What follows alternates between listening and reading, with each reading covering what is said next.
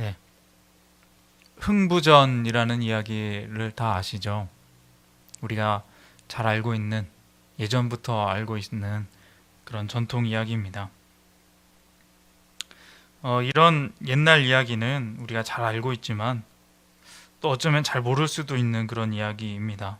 한번 자세히 다시 한번 읽어보면 거기에는 삶의 지혜가 들어있을 뿐더러 인간에 대한, 삶에 대한 깊은 어떤 해학적인 이해가 서려 있음을 발견할 수 있습니다. 그리고 그런 이야기들을 통해 사람이라는 것을 이해함으로써 이 모든 것을 창조하신 하나님에 대해서도 또 생각해 볼 수 있게 하는 것이 그러한 이야기들인 것입니다. 흥부라는 사람은 가난하지만 착하게 살아서 결국 나중에 그 제비가 물어준 박 속에서 금은보화가 나와 그것과 함께 이제 행복하게 살게 되고, 놀부는 심술 부리고 꾀를 부려서 제비 다리를 일부러 부러뜨리고 결국 박 속에서 나온 이제 거지대, 뭐 장군 이런 사람들에게 혼이 나고 재산이 모두 없어져 망하게 되었다는 그런 이야기입니다. 전형적인 선을 행하면 결국엔 복을 받고 악을 행하면 벌을 받는다. 권선징악 이런 형태를 띠는 이야기, 우리가 다 아는 이야기입니다. 그런데 이것을 자세히 읽어보면 흔히 아는 것처럼 단순히 놀부를 비판하는 그런 이야기만이 아니라 여러 가지 관점이 있다는 것을 볼 수 있습니다. 자세히 보면 이 흥부라는 사람에 대해서 과다하게 조금 우스꽝스럽게 묘사된 부분들이 있습니다. 이것은 필시 흥부 또한 이 풍자의 대상이 되었을 것이다 라는 생각, 관점입니다. 흥부는 가난함에도 불구하고 또 그렇게 자식들을 많이 낳았습니다. 그래서 더 가난하게 되었죠.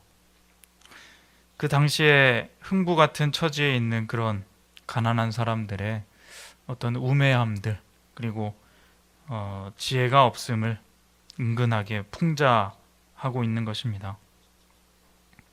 놀부의 아내가 주걱으로 흥부의 뺨을 칩니다. 그런데도 흥부는 그저 허허 웃고만 있습니다. 슬픈 사건인데 그냥 우스갯거리로 만들어 버리는 거죠. 비극이 희극으로 바뀌어 버리는 순간입니다. 슬픔을 웃음으로 승화하려는 이 이야기의 구성에서 본다면 단순히 흥부의 착함을 칭찬하고 또 그것을 기리는 목적을 가진 것이 아니라 흥부와 놀부 둘 다 어떤 면에서는 풍자의 대상이고 그 부족한 사람들의 현실적인 삶을 여실히 보여주는 그런 이야기인 것입니다. 그런데 한편 이 이야기에 등장하는 이 박이라는 것은 모든 것을 해결해 주는데 결국 이것은 하늘에서 주는 하늘의 선물이고 사람이 어떻게 할 수 없는 그런 초자연적인 방법으로 모든 문제가 해결되고 있습니다. 흥부가 착해서 또 성실하게 살아간 그 행동의 어떤 결과로 그렇게 얻은 부와 또 행복이 아니라 하늘에서 내려오는 어떤 절대적이고 또 비현실적인 요소들이 추가되어서 이 이야기가 그렇게 그야말로 극적으로 풀려진다는 것입니다. 이걸 다르게 본다면 그런 어떤 초현실적인, 우리 삶에 일어나지 않을 것 같은 초현실적인 요소가 있지 않다면 현실에서는 계속해서 그저 가난한 사람은 계속 가난하게 되고 부자인 사람은 아무리 악독한 삶을 살아도 그렇게 떵떵거리며 살아가게 된다는 것입니다. 꾸며낸 이야기이지만 이야기에서 느끼는 통쾌함, 극적인 복수는 결국 환상이며 진짜 우리가 사는 삶에서는 존재하지 않고 그저 현실은 그렇게 현실로 남게 된다는 것입니다. 하지만 많은 사람들은 이 이야기를 보고 들으며 웃고 또 공감하고 즐기는 이유는 이 이야기가 우리 인생의 이치를 그리고 순리를 담고 있기 때문입니다. 이렇게 되는 게 맞다는 것입니다. 우리 현실의 부조리함은 어떻게 할 수는 없지만 그 무언가 자연이나 또는 하늘이 모든 불합리를 인생의 고달픔과 완전하지 않음의 그 역설을 이 통쾌한 복수라는 그 웃음으로 해결해 줄 것이다. 가난하거나 또는 부자이거나 약하거나 강하거나 인간의 힘만으로는 그 어떤 부조리함을 바꿀 수 없지만 그래도 모두가 알고 있는, 모두가 공감하는 그런 이치, 순리, 하늘의 힘을 빌릴지언정 그 모두가 맞다 생각하는, 함께 공감하며 웃을 수 있는 그 선한 기준이 분명히 있다라는 것을 우리에게 알려주는 이야기라는 것입니다. 그리고 이제 그 기준이 무엇인지는 이 성경 말씀에서 분명히 말해주고 있습니다. 오늘 말씀을 보면 그것에 대해서 생각할 수 있는데, 이제 분명한 보복 심판 주관자이신 하나님이 계시다는 것을 우리는 말씀을 통해 알 수 있습니다. 하나님은 그 비현실적이고 또 초현실적인 초월적인 힘으로 우리의 부족한 인간들이 만들어 놓은 이 현실을 뚫고 모두가 바라는 이치대로 그 통쾌한 복수를 완성하시는 분이십니다. 오늘 말씀을 봅니다. 바벨론이라는 악한 나라가 있습니다. 다른 약한 그런 작은 나라들을 치고 괴롭히며 또 그것을 보고 기뻐하는 악한 백성입니다. 오늘 11절에 보면 이렇게 나옵니다. 나의 소유를 노략하는 자여, 너희가 즐거워하며 기뻐하고 타작하는 송아지같이 발굽을 구르며 군마같이 우는도다. 노략하고 기뻐하는 악한 백성입니다. 그래서 12절 13절에 이제 그들에게 심판이 임한다 합니다. 그러므로 너희의 어머니가 큰 수치를 당하리라. 너희를 낳은 자가 치욕을 당하리라. 보라, 그가 나라들 가운데 마지막과 광야와 마른 땅과 거친 계곡이 될 것이며 여호와의 진노로 말미암아 주민이 없어 완전히 황무지가 될 것이라. 바벨론을 지나가는 자마다 그 모든 재난에 놀라며 탄식하리로다. 12절에 나오는 너희의 어머니라는 말은 바벨론 성읍을 가리킵니다. 보통 성경에서 그 나라의 성읍은 백성들의 어머니로 표현되는 경우가 많습니다. 이제 그 바벨론 성읍이 수치를 당한다는 것입니다. 치욕을 당하고 황무지가 되고 지나가는 사람들이 그것을 보고 놀랄 정도로, 언제 그렇게 강한 민족이었는지 모를 정도로 황폐해집니다. 그렇게 하나님이 이 통쾌한 보복을 정말 비현실적으로 이루신다는 것입니다. 15절의 말씀입니다. 그 주위에서 고함을 지르리로다. 그가 항복하였고 그 요새는 무너졌고 그 성벽은 허물어졌으니 이는 여호와께서 그가 행한 대로 그에게 내리시는 보복이라. 그가 행한 대로 그에게 갚으시는도다. 아멘. 그렇게 바벨론이라는 악한 나라는 그의 죄악으로 하나님의 보복하심으로 말미암아 패망하게 됩니다. 그리고 이 패망은 곧 이스라엘의, 약한 나라 이스라엘의 회복이 되었습니다. 19절의 말씀입니다. 이스라엘을 다시 그의 목장으로 돌아가게 하리니 그가 갈멜과 바산에서 양을 기를 것이며 그의 마음이 에브라임과 길르앗 산에서 만족하리라. 이스라엘이 이제 자기의 목장으로 다시 돌아가서 이제 자신들의 삶을 살아가겠다 하는 것입니다.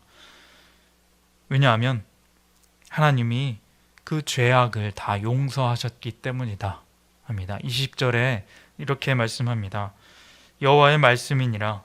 그날 그때에는 이스라엘의 죄악을 찾을지라도 없겠고 유다의 죄를 찾을지라도 찾아내지 못하리니 이는 내가 남긴 자를 용서할 것임이라. 이 이스라엘도 약한 나라 이스라엘도 사실은 죄악 중에 있었습니다.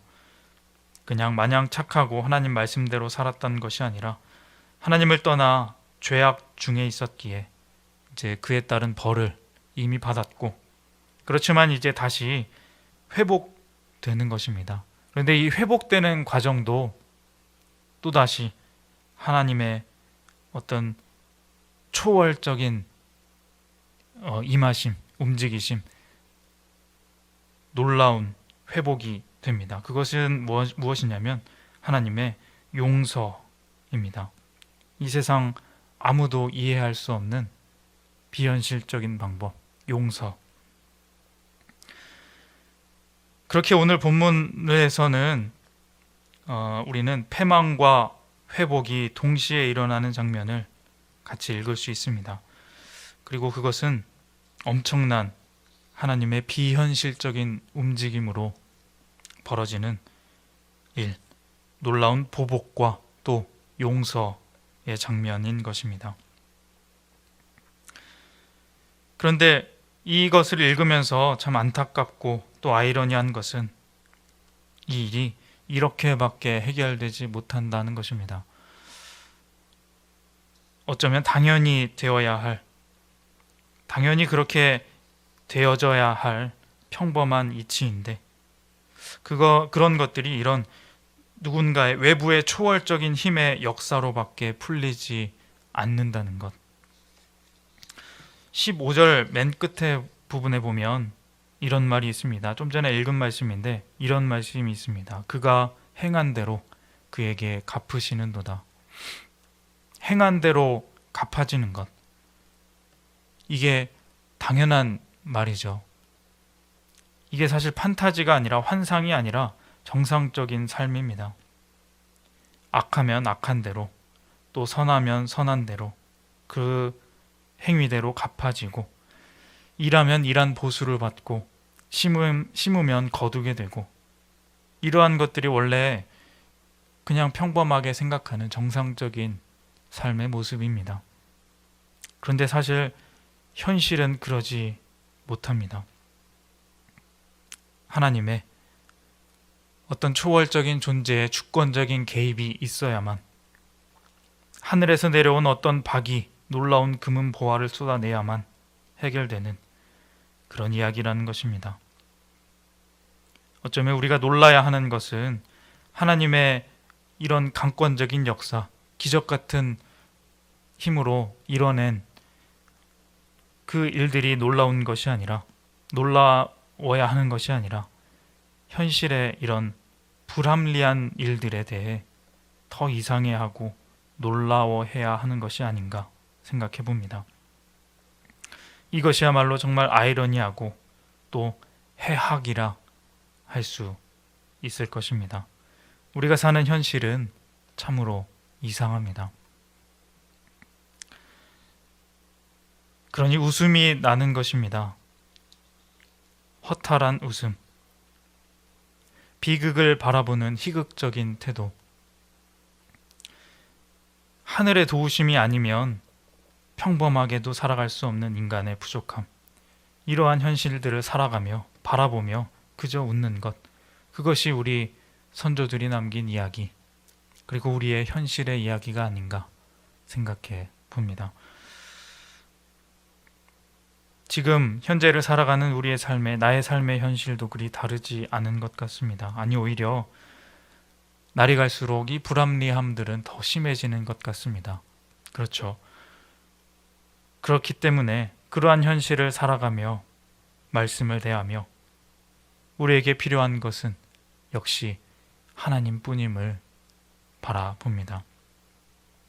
초현실적인 하나님, 그 하나님의 방법이 우리에게 필요한 것입니다. 하나님의 초현실적인 방법은 아까도 봤듯이 오늘 말씀에서 두 가지입니다. 하나는 보복, 그리고 또 하나는 용서입니다. 사실 이 보복 같은 엄청난 일은 우리가 할 수 없는 일입니다. 할 수는 있지만 사실 같은 부족한 인간끼리 보복해봤자 또 다른 보복이 이어지고 이 부족한 불완전한 보복이 될 뿐입니다. 이것은 우리가 할 수 없는 것이고 하나님께 맡겨야 합니다. 하지만 다른 하나, 용서는 우리가 할 수 있지 않을까 합니다. 하나님을 닮아가는 사람들이 이 아이러니한 세상을 정상적인 그냥 보통의 평범한 하나님의 나라로 바꿀 수 있는 기적 같은 행동, 그것이 뭐냐면 바로 용서입니다.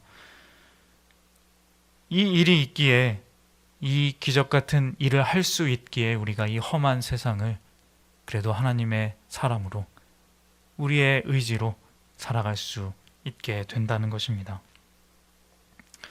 흥부놀부 이야기에서 사실은 박의 어떠함보다 더 이해하기 힘든 내용이 있습니다. 그 내용은 마지막에 흥부가 이 망해버린 자기 형 놀부에게 찾아가 그 형을 용서하고 받아주어 함께 사는 부분입니다. 놀부가 예전에 했던 것처럼 문전박대를 하면 더 통쾌할 텐데 흥부는 그렇게 하지 않습니다. 이해할 수가 없는 기적 같은 일이죠. 하지만 그 기적이 모두를 살게 합니다. 용서라는 기적이 우리의 생명을 더욱 풍성하게 하고 평범한 행복, 모두가 원하는 그런 나라를 만들어 가는 것입니다. 사랑하는 성도님 여러분, 우리는 모두 살아가며 이상적인 세상을 바라봅니다. 이렇게 되었으면 좋겠다. 이 나라가, 이 세상이, 우리의 삶이 이렇게 되었으면 좋겠다.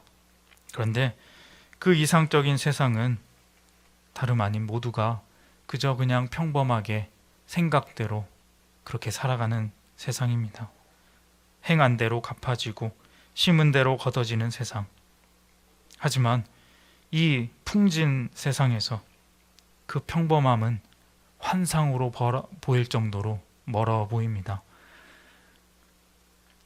그러기에 우리에게는 이 하나님의 일하심이 필요합니다.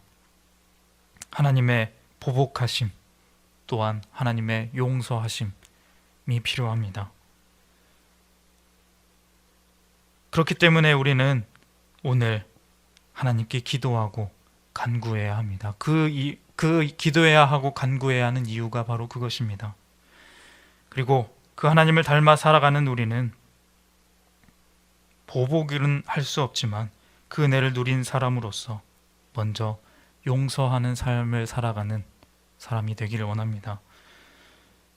힘들지만 이 용서라는 기적은 이 세상을 올바르게 만듭니다. 예수님의 사랑은 풍자에서 나오는 슬픈 웃음을 진짜 웃음으로 바꾸어 버릴 수 있습니다. 그 사랑이 우리의 삶에 넘쳐 흐르기를 소원합니다. 이 세상을 바꾸어 나가길 소원합니다.